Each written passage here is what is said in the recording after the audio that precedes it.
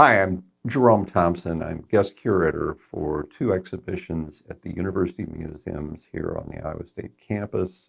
Both are at the Christian Petersen Art Museum in Morrill Hall. Um, Kind of a background to this particular presentation. In 2017, I was asked by the University Museums to prepare a talk about how um, what were the influences behind the Fountain of the Four Seasons. And some of this goes back to research that I was doing on Edgar Ruby Harlan, who was the second curator of the Iowa Historical Department from 1909 until 1937, and his relationship with the Meskwaki tribe. And I'll get into more details in the program coming up. But that's kind of the genesis of this. And I hope you will learn some things today that you did not know about how this iconic work on the Iowa State campus came about. Since its installation and dedication during Visha in 1941, Christian Petersen's Fountain of the Four Seasons has become an icon on the Iowa State campus.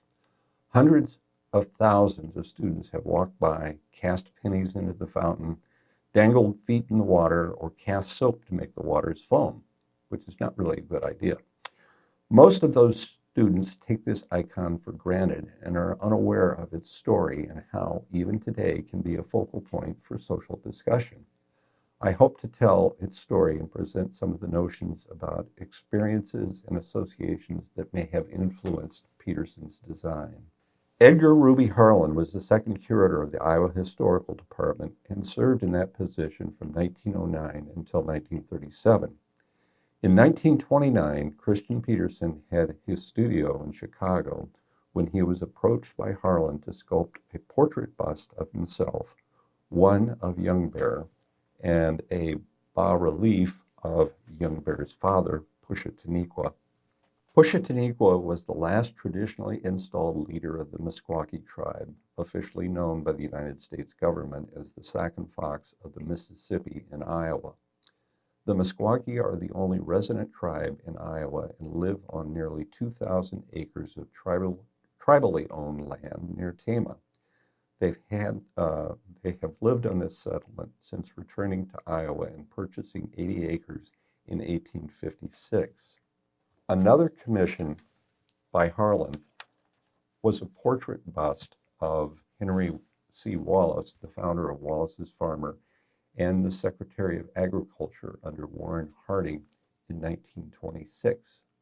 According to art historian Leah Rossum DeLong, Harlan became a patron to Petersen when he was struggling financially after a divorce and had moved to Chicago. Harlan made connections with influential people in Des Moines that resulted in more commissions for Petersen. These included a bronze bust of Governor George W. Clark, plus a plaster and bronze plaque of Clark. A significant commission in 1933 was the creation of a series of bronze plaques of the founders of the Equitable of Iowa Company, including Benjamin F. Allen, Phineas Cassidy, James Cummins, Frederick Cooper Hubbell, Frederick Marion Hubbell, Frederick Windsor Hubbell, Cyrus Kirk, Henry Nolan, and Simon Cassidy. These works led to more commissions from Des Moines and Iowa notables.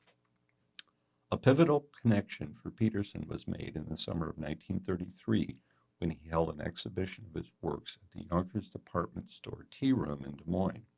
This event may have led to a contact for Petersen by Raymond Hughes, the president of Iowa State College. Hughes wanted him to design a fountain for campus and offered to quarter him at his residence, the Knoll, plus pay him $100 a month while he worked on the design. Hughes's vision for a fountain for the dairy industry building received a boost in late 1933 when an appropriation from the Federal Civil Works Administration was made to create the Public Works of Art project that would employ promising artists who were down on their luck. There were two such artists who were brought together for this project in Iowa, Grant Wood and Christian Petersen. Hughes would attract both to Ames in two of Hughes's projects, the Grant Wood Library mural, When Tillage Begins, Other Arts Follow, and Petersen's The History of Daring, Fountain and Sculpture. Another artist that I will speak of later, Lowell Hauser, who grew up in Ames, was part of the team working on the mural.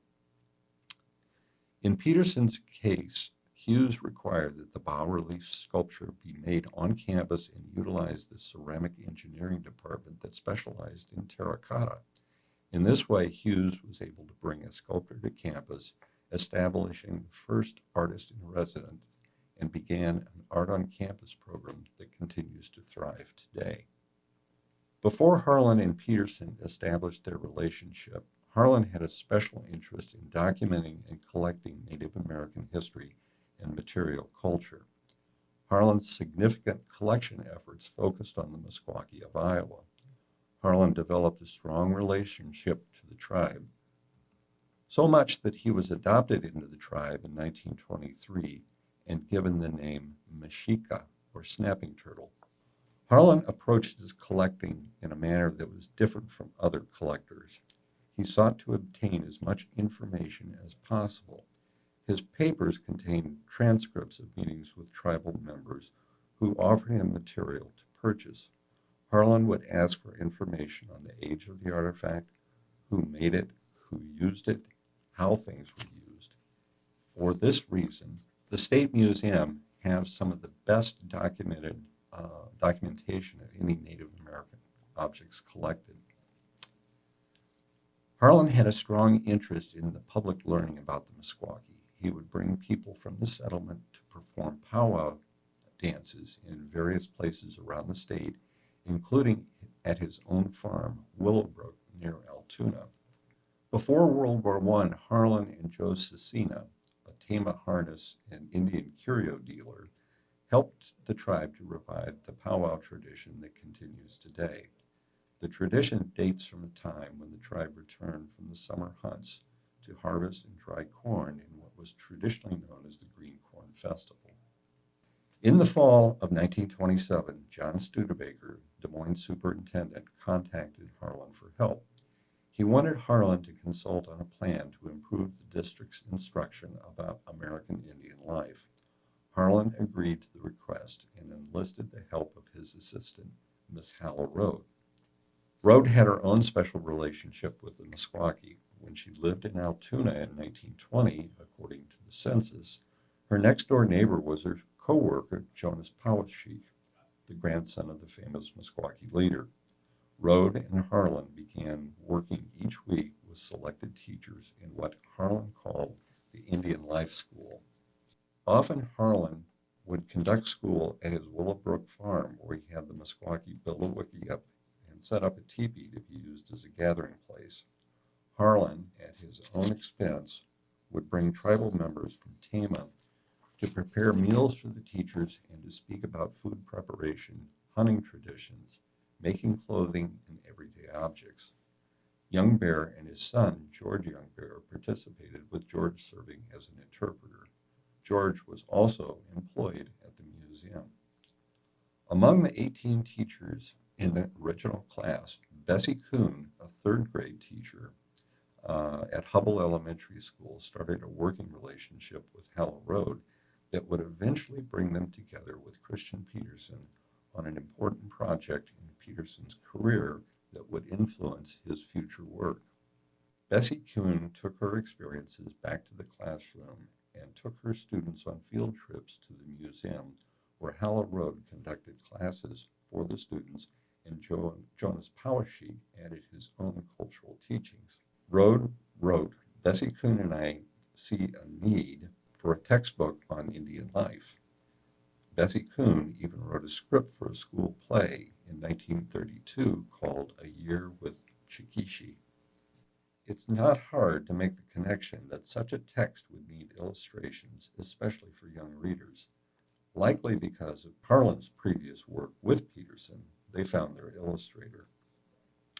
Petersen made trips to the Meskwaki settlement with Rhode and Kuhn as they worked on the book that was published by Charles Scribner and Sons in 1936 called Chikishi. Chikishi means a little bear in a den with room only for itself.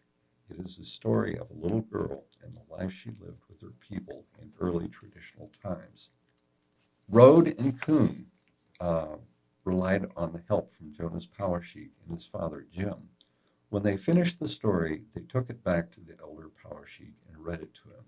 After a time, he said, "It takes me back to young days when we did all these things. I'm glad it's in a book because I have grandchildren, like that little boy," pointing to his son's little boy Richard. "He will never know these things. Only he can read about them in a book. The things in the book are right." Petersen's illustrations number 53 in the Iowa State University Museum's collections. Many are in color, but only 15 were actually published and only a few in color. A letter to Rode and Kuhn from the publisher found in the Petersen papers explains, 1. Color is expensive and we can probably only use 4. The pictures are not planned with any shape of a book in mind. Because of the use of soft crayon in some of the black and whites, the pictures are not sharp and will not be clear. The publisher offered to pay $150 to have Petersen redraw some of the illustrations. Chikishi received at least one literary review in the Des Moines Register and was mentioned as one of Rhodes' accomplishments in a story on her death in 1942. It appears from correspondence that Rhode and Kuhn continued to have a personal relationship with the Petersen family after the book publication, as evidenced by congratulatory baby cards referring to themselves as Aunt Hella and Aunt Bessie. Petersen was quite busy with the creation of sculptures for the campus between 1934 and 1940 when he began work on the Fountain of the Four Seasons. Notable works include The History of Dairying in 1934, the Dairy Industries Bas-Relief in 1935, The Three Athletes in 1936, the Roberts Hall Fountain Reclining Nudes, The Gentle Doctor, and the Veterinary Medicine mural are all well-known works, but because of the various locations around campus, they are not as prominent as the Fountain of the Four Seasons. This is a visual anchor for the southern edge of Central Campus. The original fountain was a gift to the college by the 1936 Visha Committee.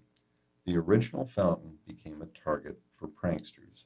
According to biographer Patricia Bliss, Petersen received a call from President Charles Friley, who thought a sculpture might discourage vandalism. It was a good idea at the time, and Petersen got to work. Some fountain sketches in the Petersen collection give some early concept ideas for the fountain. A corn sketch might be appropriate for Iowa State, but for some reason it never made it off the drawing board. Some classical female figures acquired by the university museums in 1937 may have been a study for the fountain. These were given to Gertrude Cox, a friend of Petersen's, who left Iowa State for North Carolina State University in the early 1940s. Petersen's reclining nudes may have been somewhat controversial, and there's speculation that classical design fountain might not be favored by Friley. Petersen had been brought to campus by President Hughes. Friley became president in 1936, and there is some speculation that Petersen may not have wanted to test the waters with his new boss over a fountain design. Petersen's experience visiting the Meskwaki settlement and his sketches for Chikishi were likely inspiration for forms of the sculptures comprising the fountain.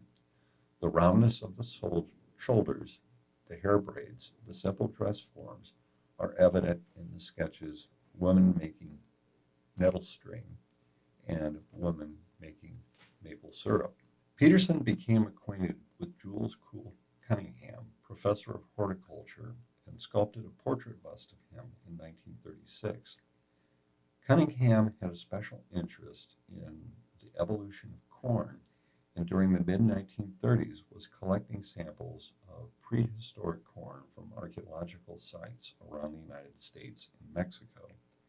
In addition to corn samples, he was collecting tools associated with corn production, including manos, matates, chipped stone hoes, 19th century griststones, and corn planters. He and others on campus, including President Friley, had a vision of establishing a national corn or maize museum on campus. And unfortunately, the idea for this particular museum was overshadowed by the return of close to 5 to 7,000 veterans returning from World War II attending Iowa State on the GI Bill. Biographer Patricia Bliss wrote that Cunningham, after talking with Petersen, dug through his research materials and located an Osage chant or prayer of thanksgiving for maize. Petersen began making sketches and created a model for Friley to approve. But why an Osage chant as opposed to one of the nations historically indigenous to Iowa? The Osage Nation historically occupied all of the area encompassing the Osage River Basin, which is a tributary to the Missouri River. The drainage basin extends throughout northwest Missouri and into the central part of Kansas, where Cunningham was born in 1878. Although the Osage were removed to north central Oklahoma a few years before he was born, but it's likely that that was part of his particular heritage growing up. Cunningham was a poet in his own right and published 2 books of poetry which focused on his youth farming in the land. For him to have collected this blessing as part of his research on corn in the early cultivators is not unexpected. As you look at the fountain, each of the women faces a cardinal direction that equate to each season in one line of the chant. Lo, I come the tender planting, which is east or spring. Lo, a tender shoot breaks forth, south or summer. Lo, I collect the winter harvest, west and autumn. And lo, there is joy in my house, north and winter. It is culturally appropriate to depict women in the sculpture, as most of the woodland prairie tribeswomen were the keepers of the gardens and fields. The sculptures are enhanced by the representation of corn plants in the terracotta reliefs between each woman. It's worth noting that in 1938, Ames artist Lowell Hauser had just completed the cultivation of corn mural for the Ames post office. Hauser's mural depicts a Mayan corn farmer on the left, a modern farmer in the center, and the Iowa State campus on the right. You can only guess that this recent creation, Petersen wished to give respectful credit to the native farmers who lived in Iowa at the time of Euro-American contact. As part of Petersen's process, and at the urging of President Friley, he made 4 full-size plaster sculptures in time for the 1940 National Husking Contest to be held in Davenport on October 27th through the 30th. The sculptures were part of a major exhibition prepared by Iowa State showing the origins of corn, colonization, commercialization, open pollination, and hybridization. An October 19th, 1940 article from the Wallace's Farmer and Iowa Homestead about the exhibit includes photographs of Petersen working on the sculptures and Cunningham examining artifacts for the exhibition. After the plaster sculptures were completed, Petersen went to work on carving the final elements out of Bedford limestone, which you see today. On Sunday, May 4th, 1941, the Des Moines Register carried a story about the Visha programs to be coming that Thursday. The Fountain of the Four Seasons was dedicated on Thursday at a ceremony attended by both Governor George A. Wilson and Lieutenant Governor E.B. Burke Hickenlooper. The article states, the statues hewn of blocks of limestone by Christian Petersen, sculptor and art instructor, portray the influences of corn on civilization. Petersen continued his sculpting and teaching at Iowa State, including the marriage ring in 1942, now inside McKay Hall, the library boy and library girl in the Parks Library, and conversations from 1947 to 1955 outside the Oak Elm residence halls, among many other projects. Still, the Fountain of the Four Seasons, encountered by hundreds of thousands of students, residents, visitors to campus, and many Visha parades until recently, this has become the icon anchoring the south part of Iowa State's campus.